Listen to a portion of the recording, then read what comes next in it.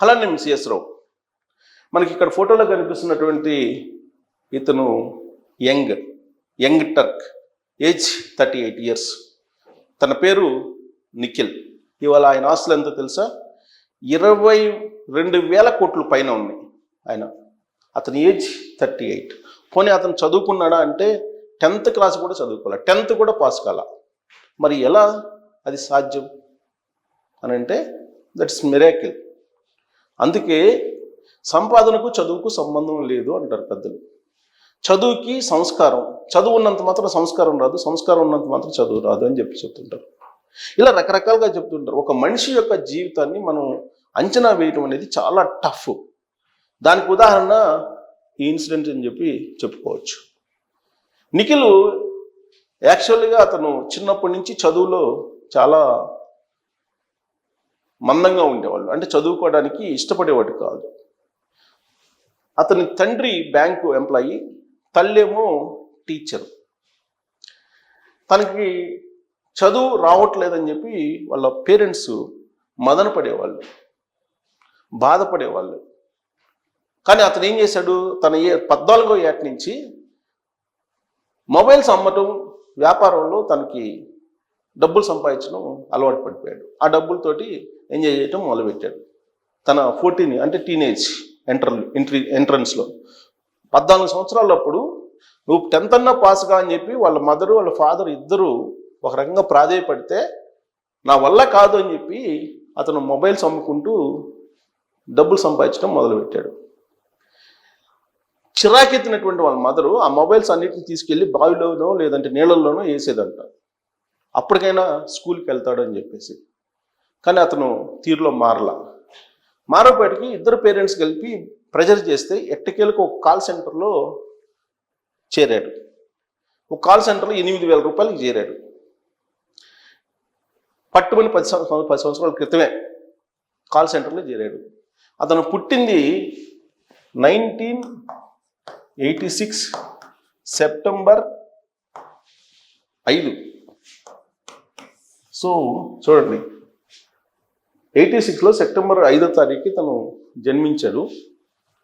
ప్రస్తుతం 20,000 కోట్లు ఆస్తిపరుడు ఇతను. ఏమి చదువుకోలేదు, చదువు 10th ఫెయిల్ ఇతను. తన పేరు నిఖిల్ జిందాల్.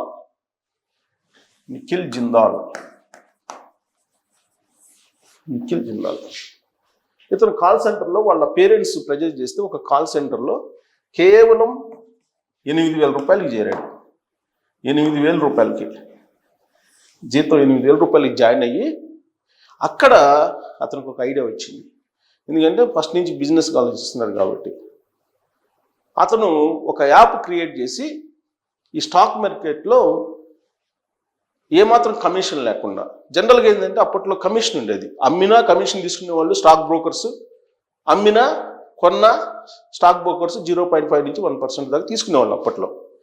సో ఇతను ఏం చేశాడు, ఒక యాప్ని క్రియేట్ చేసి జిరోదా అనేటువంటి యాప్ని క్రియేట్ చేసి ఈ జిరోదా అనేటువంటి యాప్లో మీరు లాగిన్ అయితే మీరు షేర్లని అమ్మినా కొన్నా ఎలాంటి కమిషన్ ఉండదు అని చెప్పారు. స్టాక్ బ్రోకర్గా అతను జిరోదా రూపంలో ఎంటర్ అయ్యి ఆ స్టాక్స్ని అమ్మడం కొనుగోలుకు సంబంధించి కమిషన్ లేకుండా చేస్తూ వచ్చాడు. చాలా కంపెనీలకి, 1-2 కంపెనీలకి, ఏదో కొన్ని లిమిటెడ్ కంపెనీలకు మాత్రమే కొంత నామినల్ తీసుకునేవాళ్ళు, మిగతా అన్నీ కూడా ఆల్మోస్ట్ ఇవే డెలివరీ సంబంధించిన అన్నీ కూడా ఆల్మోస్ట్ 0 ట్యాక్స్ తోటే అతను అమ్మి పెట్టేవాడు, అమ్మినా కొనుగోలు చేసిన. సో ఈ జిరోదా అంటే 0 కమిషన్ తోటి ఆ యాప్ పరిచయం చేశారు. దాంతో ఆల్మోస్ట్ ఇప్పటి వరకు 1 కోటి మంది ఉన్నారండి. 1 కోటి మందికి పైన ఉన్నారు, 1 కోటి మందికి పైగా ఉన్నారు అమ్మేవాళ్ళు కొనేవాళ్ళు. అంటే ఈ ఎవరైతే షేర్ మార్కెట్లో కొని అమ్మేవాళ్ళు ఉంటారో వాళ్ళు 1 కోటి మందికి పైగా ఇప్పుడు ఆ యాప్లో లావాదేవీలు చేస్తూ ఉన్నారు. దీంతో ఆ నిఖిల్ ఆస్తులు పెరిగిపోయాయి. షేర్ మార్కెట్లో షేర్ మార్కెట్ మొత్తం తన గుప్పిట్లో ఉండిపోయింది. కొన్ని మాత్రమే మీకు 0 కమిషన్ తోటి ఇస్తారు, మిగతా అన్ని వాటికి ఛార్జ్ చేస్తారు. సో అలా 22,000 కోట్ల రూపాయలకి ఆస్తిపరుడయ్యాడు. దీనికి సహకరించారు వాళ్ళ బ్రదర్ నితిన్. నితిన్ కొద్ది గొప్ప చదువుకున్నాడు. నితిన్ ఈ నిఖిల్కి సపోర్ట్ చేశారు. వాళ్ళిద్దరు బ్రదర్స్ కలిపి జీరోదా అనేటువంటి ఒక యాప్ని క్రియేట్ చేసి స్టాక్ బ్రోకర్ అవతారం ఎత్తి ఈ స్టాక్ బ్రోకర్లకే ఒక కింగ్గా మారాడు. ఇప్పుడు స్టాక్ బ్రోకర్ల కింగ్ నిఖిల్ అని చెప్పి పేరుంది అతనికి. ఇప్పుడు king of stock brokers, king of brokers అని ఉంది పేరు ఆయనకి. కింగ్ ఆఫ్ బ్రోకర్స్ పట్టుమని 38 సంవత్సరాలు లేవు, కింగ్ ఆఫ్ బ్రోకర్స్ అని పేరు ఉంది ఇతనికి. సో ఇదంతా ఎలా సాధ్యమైంది? చదువుకుంటేనే సాధ్యమైందా? కాబట్టి చదువుకి సంపాదనకి సంబంధం లేదు. దానికి ఒక పెద్ద ఉదాహరణ. అందుకే ఇతను ఇప్పుడు ఫోర్బ్స్ పత్రికలో ప్రకటించినటువంటి యంగ్ పారిశ్రామికవేత్తలు లేదంటే యంగ్ ఎంటర్ప్రెన్యూర్స్ జాబితాలో ఇతని పేరు ప్రముఖంగా ఇప్పుడు ప్రచురించారు ఫోర్బ్స్లో. అందుకే నేను మీ దృష్టికి తీసుకురాదలుచుకున్నాను. ఎందుకంటే ఇప్పుడు ఉండేటువంటి పేరెంట్స్ పిల్లల్ని డాక్టర్ చేయాలో, ఇంజనీర్ చేయాలో, లాయర్ చేయాలో, లేదంటే సిఏ చేయాలో, ఇలా వాళ్ళకంటూ ఒక ఆలోచన ఉంటుంది. ఆ ఆలోచన మేరకు పిల్లల్ని ప్రెజర్ చేస్తూ ఉంటారు. ఒకవేళ పేరెంట్స్ ప్రెజర్కి కనుక నిఖిల్ బెండ్ అయ్యి ఉంటే మరి ఇంత ఆస్తిపరుడు అయ్యిండేవాళ్ళ, ఈ విధంగా బిజినెస్ చేసిండేవాళ్ళ.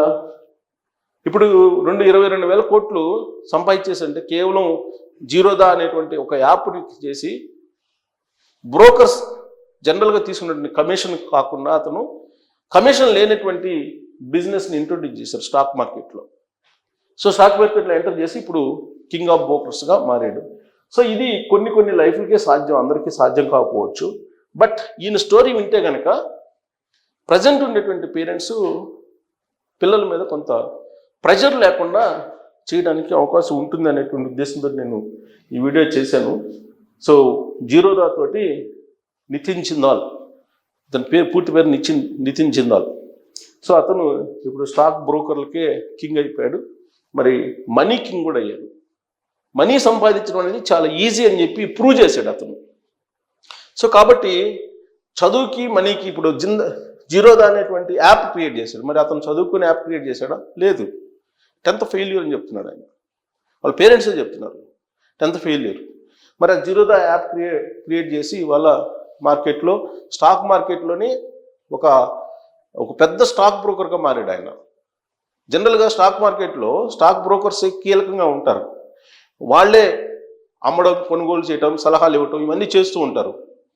మరి ఇవాళ ఆ యాప్ ద్వారా ఎవరైనా కొనుగోలు చేయొచ్చు, ఎవరైనా అమ్మచ్చు. ఒకప్పుడు స్టాక్ మార్కెట్కి వెళ్ళాల్సి వచ్చేది. అక్కడికి ఎక్కడో దగ్గర షాప్ పెట్టుండేవాళ్ళు, ఒక వెన్యూ పెట్టుండేవాళ్ళు. అక్కడికి వెళ్ళి మీ షేర్లను అమ్ముకోవాలన్నా కొనుక్కోవాలన్నా అక్కడికి వెళ్ళాలి. కానీ ఈ యాప్ ద్వారా మీరు ఎక్కడుంటే అక్కడ 0 కమిషన్ తోటి ఈ స్టాక్ వ్యాపారాన్ని చేసుకోవచ్చు. స్టాక్ మార్కెట్ వ్యాపారంలో మీరు మొత్తం లాభాలని గడించేలాగా ఆయన జీరోదా యాప్ని క్రియేట్ చేశారు. దాని ద్వారా అతను కొన్ని కంపెనీలకు సంబంధించి కమిషన్ తీసుకుంటారు. డెలివరీ కంపెనీలకు మాత్రం తీసుకోరు జీరోదా అని దాంట్లో. సో ఒక ఐడియా జీవితాన్ని మార్చేసిందని ఒక కొటేషన్ ఐడియా వాళ్ళది. అలానే ఈ జీరోదా అనేటువంటి యాప్ నిఖిల్ జీవితాన్ని మార్చేయడంతో పాటు ప్రస్తుతం ఉన్నటువంటి జనరేషన్కి ఒక రోల్ మోడల్.